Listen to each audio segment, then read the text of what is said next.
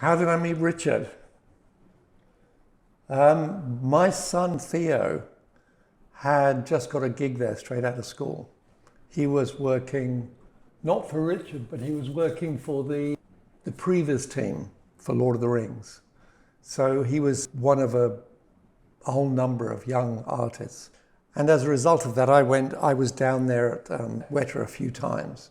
I'd always imagined doing Jane and the Dragon in the UK for some reason. I just one day, after meeting Richard a few times, just cold called him and said, hey, can we just talk about an idea I've got?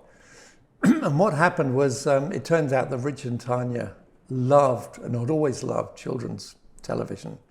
And we reminisced about all the shows we loved growing up and what made for a great kids show. And it became quickly apparent to all three of us, that's Tanya, his wife and business partner, and Richard and myself, that Jane and the Dragon was a big enough piece of IP for us to at least explore the potential of turning it into a television show. As I say, neither of us had done anything like this before. Richard and Tanya were essentially design, manufacturing, service providers to the film industry. And they were at the height of prepping for the first Lord of the Rings when we discussed this. So it was very much an abstraction when we first talked about it. But that abstraction very quickly became a series of conversations where we got very excited by it. That's how it started.